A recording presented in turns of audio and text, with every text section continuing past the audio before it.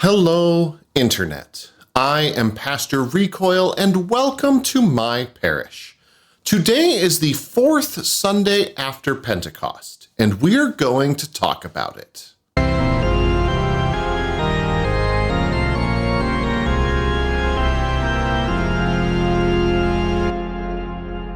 Welcome to Pastor Recoil's Parish, where I talk about some things you may not have heard about in church, either because it's not quite appropriate for all audiences or it just isn't something that's easy to talk about in a sermon.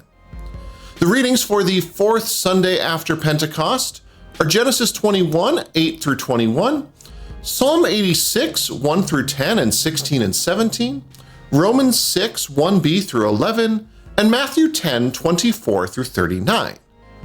We're going to talk today about Hagar. Now, Hagar is a relatively minor character in the scriptures, one with an incredible claim to fame and a story based on survival in the midst of just awful circumstances. But all too often, and somewhat ironically, when you start to hear her story, she's almost never centered as part of her own story, either by the authors and compilers of the account of Genesis, the later writers who interpreted her story in the Christian scriptures. She's just kind of used as an auxiliary character, a sign of humans trying to achieve on their own something that God promised to do. So let me tell you the story of Hagar. Because she is mentioned relatively little in scripture, we don't know much about her. She first shows up in Genesis 16, right after God reaffirmed God's covenant with Abraham to make Abraham into a great nation. Abraham was starting to doubt God's promises. He was getting up there in age, and he and his wife Sarah didn't have any children. His wealth was going to one of the people that he owned in slavery, Eliezer of Damascus. But God said to Abraham, "Your own child will be your heir." And Abraham believed it.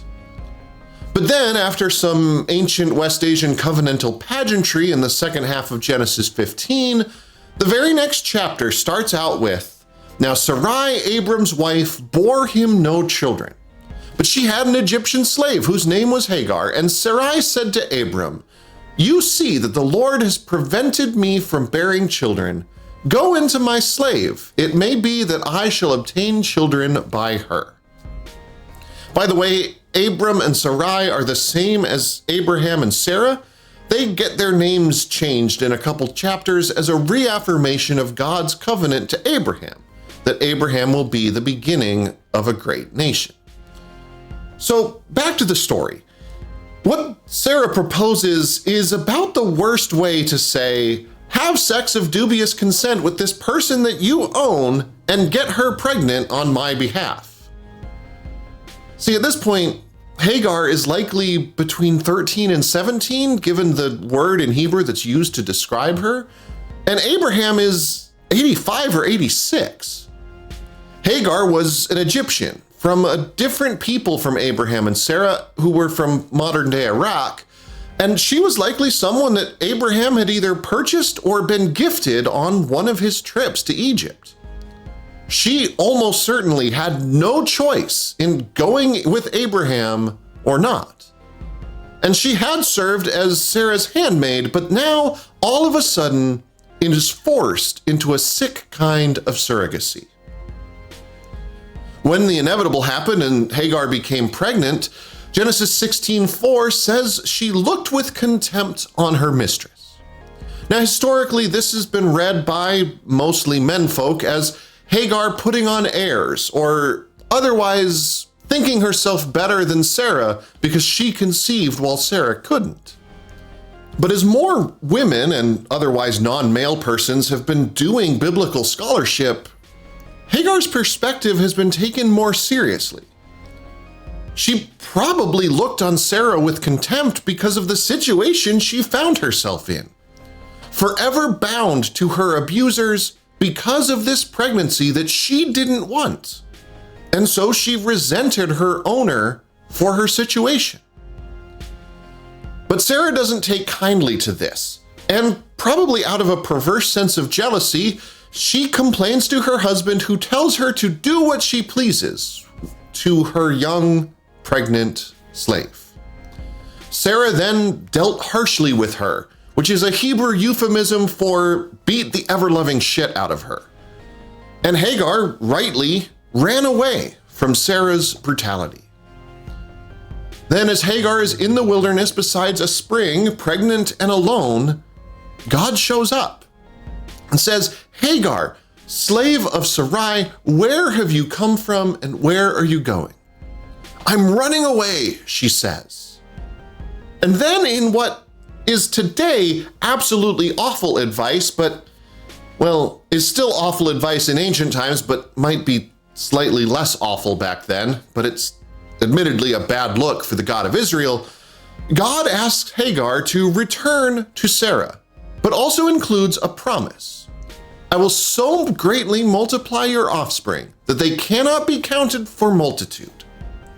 That's almost exactly the promise that Abraham received from God, and this time it's given to this abused pregnant girl, Hagar. And for the first time in Hagar's life, at least the first time in a while, Hagar has a choice. She has agency. It's not a lot of agency. Her choices are live in the wilderness by yourself with an infant or return to your abusive owners, but it's more than she's given most of the rest of the story. And more than that, Hagar feels seen. She is more than just a womb or a body or a tool. She's a person. She's Hagar. And then something absolutely shocking happens. For the only time in all of Scripture, a human, Hagar, gives God a name. El-roi, the God who sees. In all of Scripture, Hagar, this seemingly throwaway character who the authors seemed like they would rather ignore and later writers of Scripture use as an example of sinfulness, is the only human in all of Scripture to give God a name. Now, she ends up using her agency to go back to Sarah and Abraham, which should make us more than a little bit uncomfortable, but also highlights that for marginalized persons, there often are no good choices. And she gives birth to a son, Ishmael. Now, some time passes. Sarah herself ends up getting pregnant and giving birth to a son named Isaac, which is the continuation of the story from Genesis 18 from last week's readings. But once Isaac is about 3 years old, Sarah sees him and Ishmael, now around 17, playing together. And Sarah gets jealous. She goes to Abraham saying, "Cast out this slave woman with her son, for the son of this slave woman shall not inherit along with my son Isaac." Abraham waffles for a bit, and with some slightly more uncomfortable actions on the part of the God of Israel, Abraham gives Hagar some bread and a water skin and kicks her and Ishmael out into the wilderness.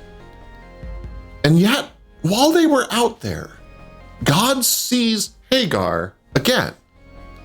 God reaffirms the promise that Ishmael will be a great nation of his own and leads Hagar to a well from which to draw water.